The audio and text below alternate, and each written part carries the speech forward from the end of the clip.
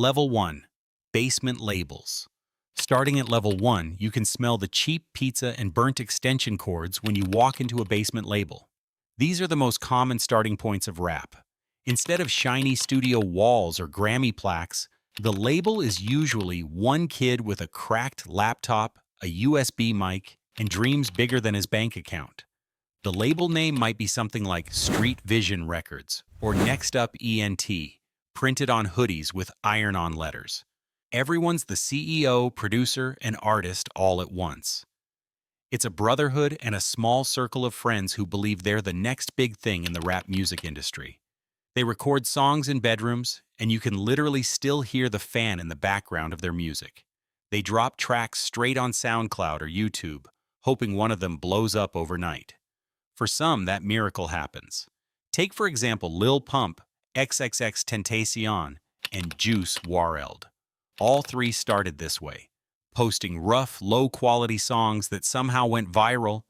And one thing basement labels have in common is that they feed on hype, memes, and some of the weirdest drama. There's always that one guy who calls himself the manager, even though his job is mostly uploading songs and begging DJs to play them at small parties.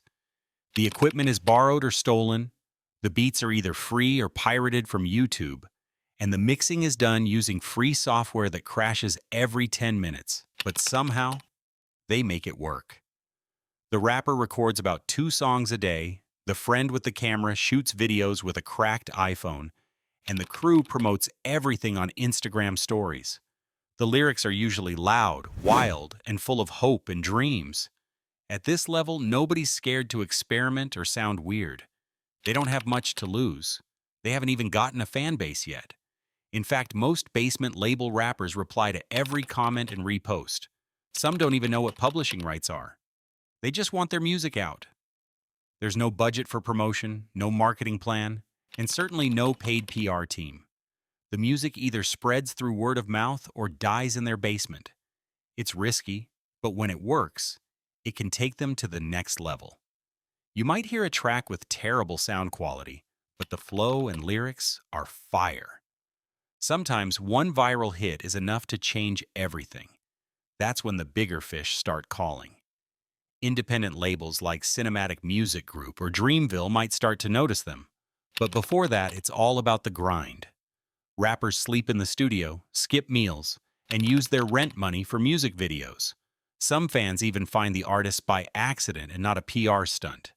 They could be scrolling through weird playlists and stumble on that one low-budget track that just hits different.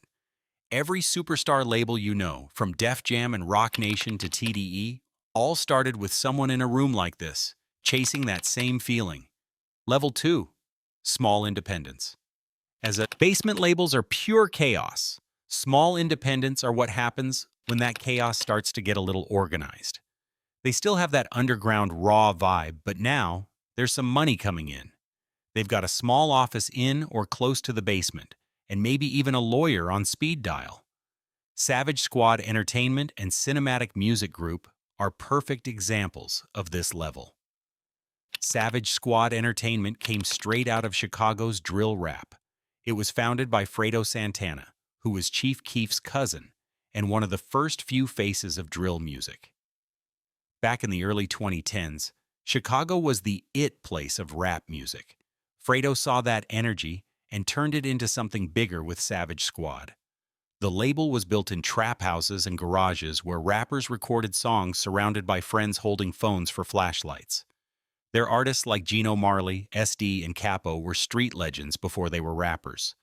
Before he died of a seizure on January 19, 2018, Fredo made Savage Squad the go-to label for anyone trying to escape the chaos of Chicago's South Side through music.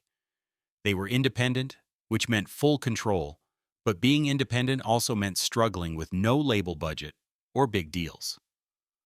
All they had was their hustle, loyalty, and local fan base. What made Savage Squad stand out was that it didn't fake anything. Everything they rapped about was exactly how they lived. But while Savage Squad ran on street loyalty before it finally closed, just last month, Cinematic Music Group ran on a smarter hustle. Johnny Shipes, The guy who founded it in 2007 was a New York hustler who always had his eyes and ears out for underground gold. He didn't sign artists because they were trending like most top labels do. He signed them because they had something different. Cinematic became known for spotting talent before anyone else did. That's how they ended up with artists like Nipsey Hussle, Big Care IT, and Joey Bad A Dollars.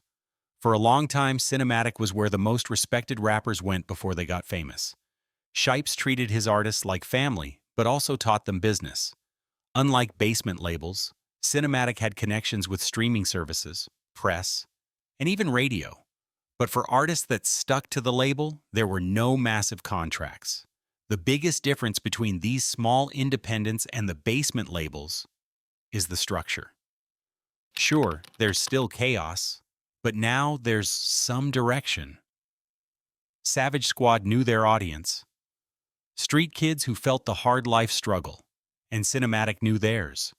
Real rap fans who wanted lyrics, true stories, and loyalty. Both labels proved that you didn't need a major record deal to become a rapper. Level 3. Strong Indies. This is the level for artists tired of waiting for the industry to get it, and Dreamville is a perfect example.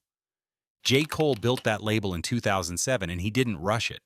He was signed to Rock Nation and had every reason to just ride the system, but instead he made his own home for artists who cared more about message than radio hits.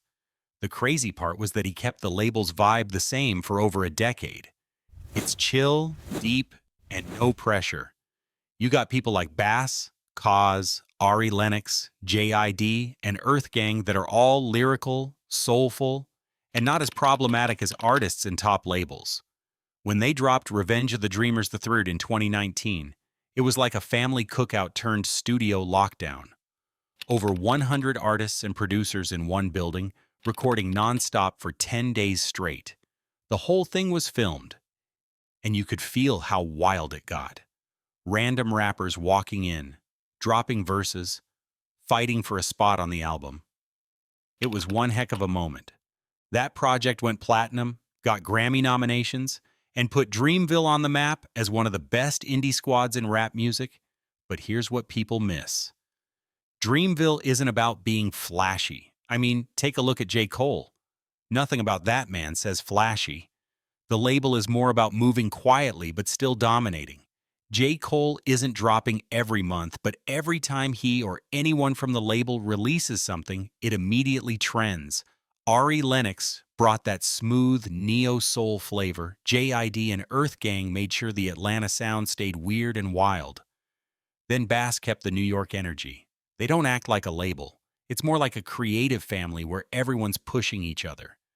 During Dreamville Fest in North Carolina, Cole brought the whole culture home. Thousands of people flew in to watch the label he built from scratch with no major label puppet strings. Then when it comes to strange music, it's a whole different niche.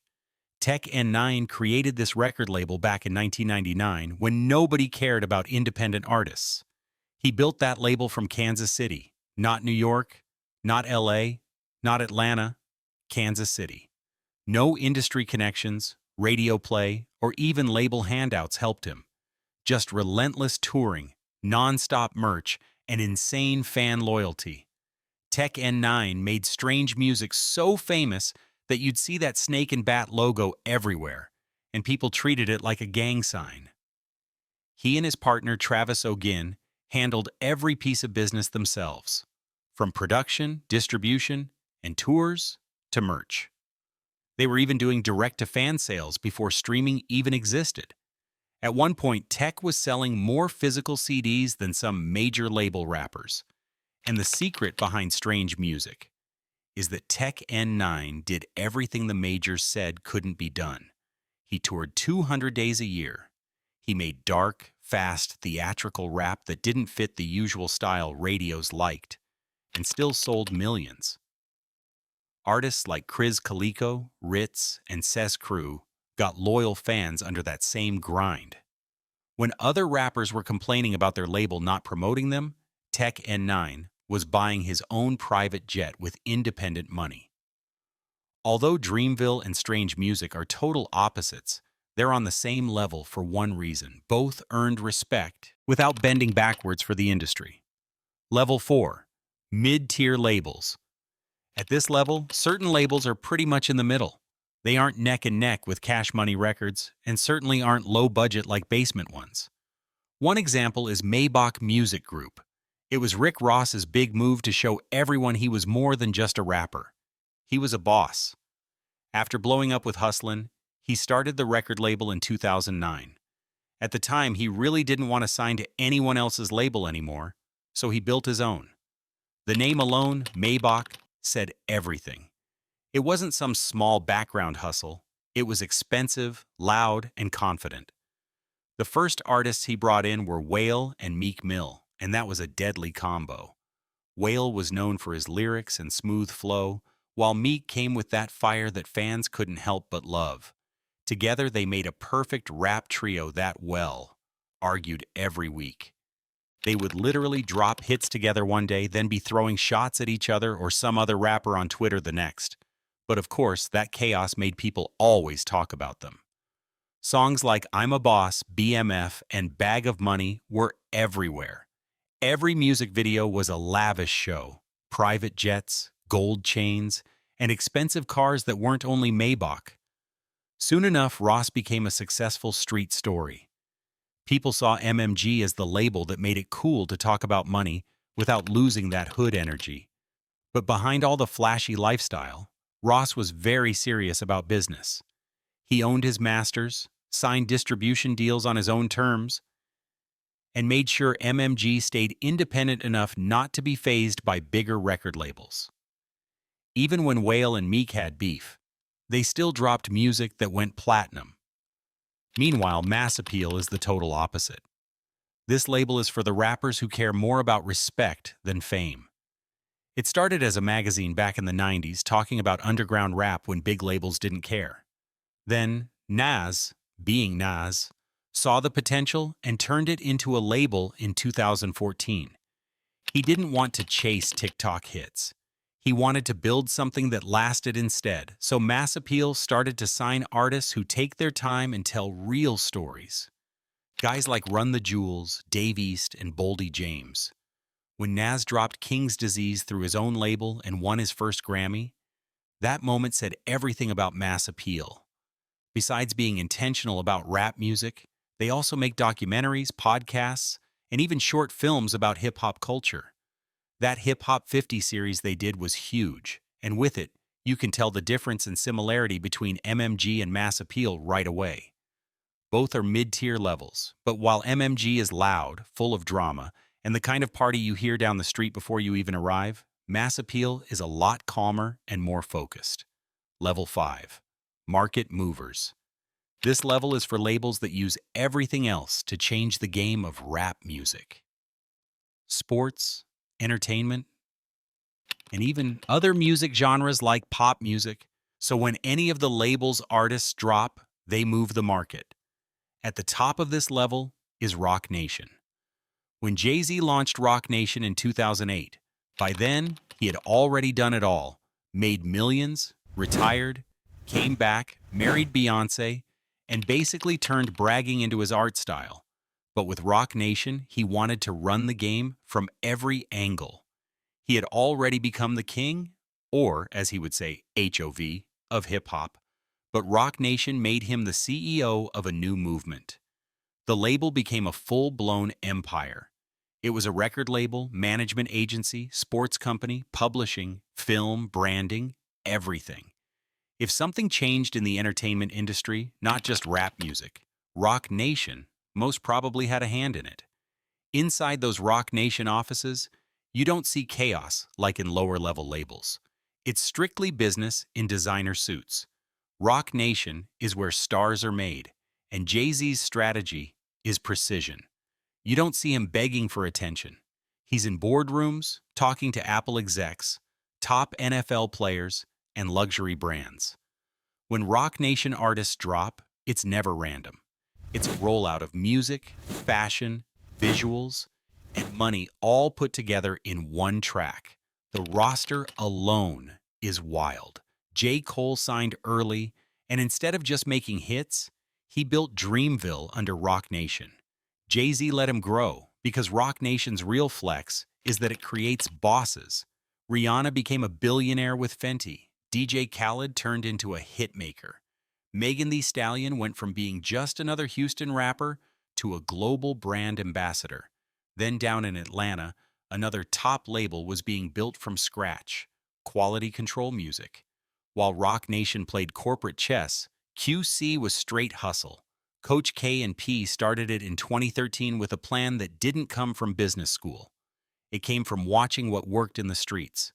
Their office was a trap house with better lighting, and every artist they signed had their own movement before they even blew up. When Migos dropped Versace, it blew up. Then Drake jumped on the remix and turned it into a worldwide hit.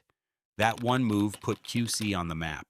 After that came Lil Yachty, who didn't look or sound like anyone else. But that was the point. He was weird, loved having colors on him, and the internet loved it. Then the City Girls showed up. Loud, confident, and raw baddie personality. They gave QC a female powerhouse, and then came Lil Baby, the label's golden weapon. In just a few years, he became one of rap's biggest names, taking the label forward with him. QC's artists went beyond music to own the biggest clubs, radio, playlists, and the internet all at once. Coach K was the calm planner, while P had the motion. Together, they were unstoppable. While other labels argued over budgets, QC dropped songs overnight. When a song started trending on TikTok, QC already had a remix ready. When everyone tried to copy Atlanta's trap sound, QC moved to something new. When radios ignored their records, they made them viral online instead. They turned their artists into internet icons.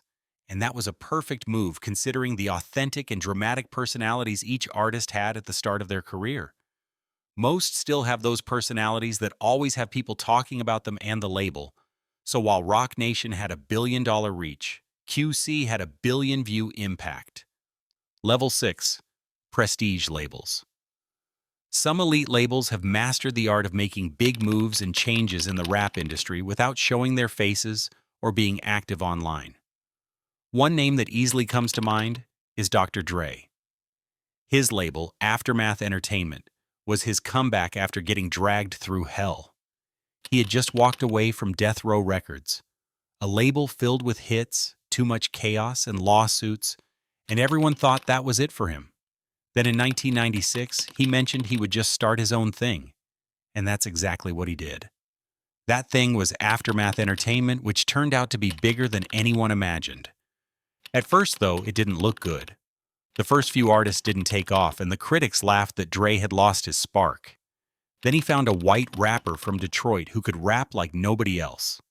Eminem. That one signing changed the whole game. Dre polished his sound, improved his rhymes, and turned him into a rapping machine. When the Slim Shady LP dropped in 1999, it went wild. The lyrics were dark, funny, shocking, and absolutely addictive. Everyone wanted to know who made this guy sound that good. The answer was Dre. Then 50 Cent showed up. He had been shot 9 times, dropped by his old label, and blacklisted, but Dre and Eminem believed he could sell his stories from the street like no one else. And they weren't wrong. When Get Rich or Die Tryin' was released, every block, barbershop, and car had that CD on blast. At that point, everyone realized that Dre's ear for detail turned ordinary beats into legendary soundtracks. He didn't sign 20 artists and see which one would blow up like most other labels.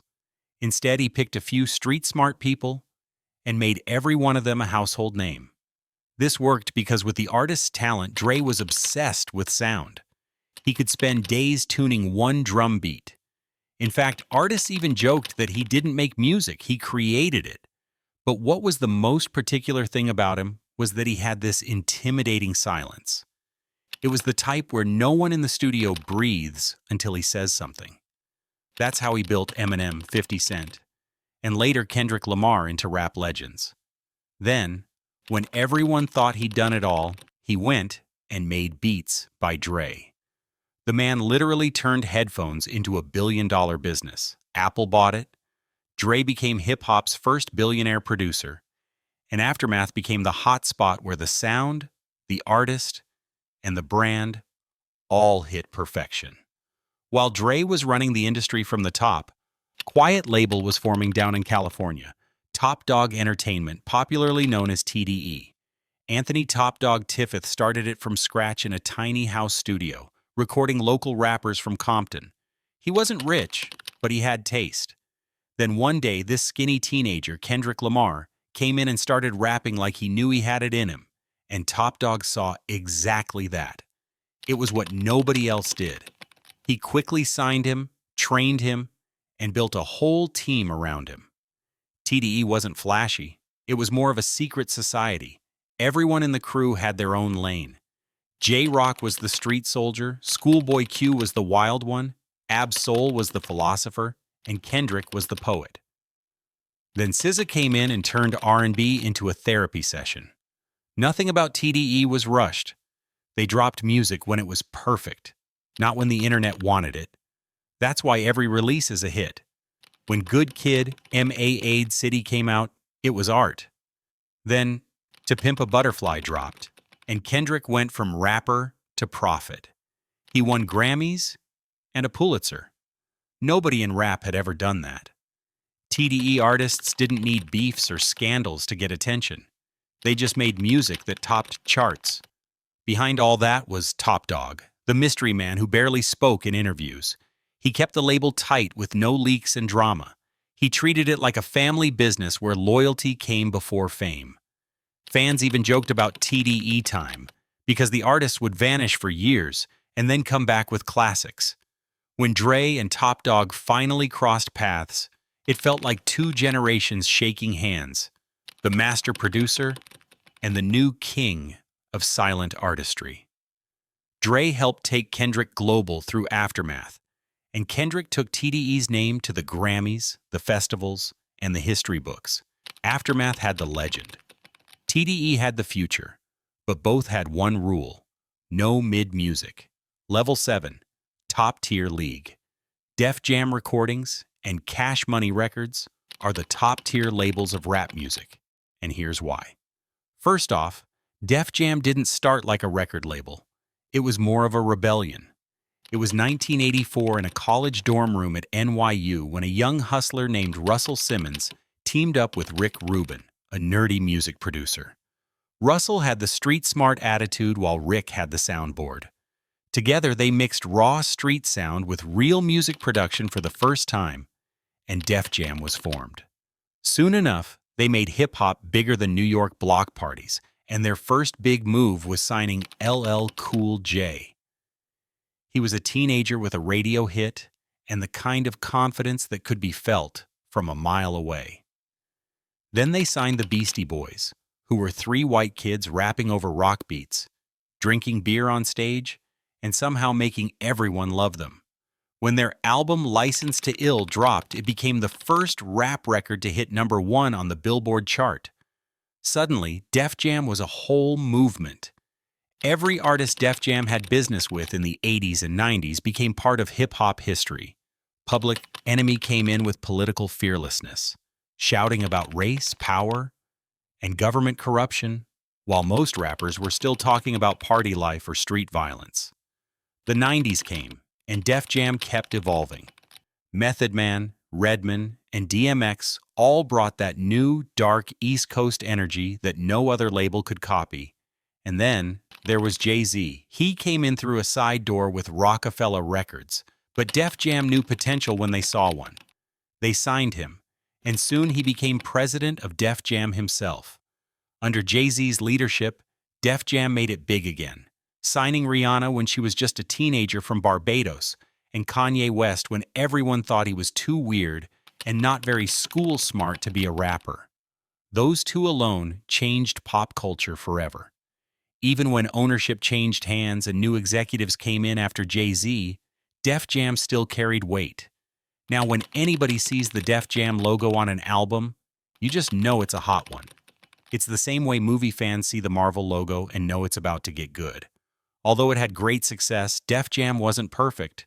There were rivalries, lawsuits, and artists who said the label became too corporate, but no one could deny the fact that Def Jam made the entire idea of what a rap label could be.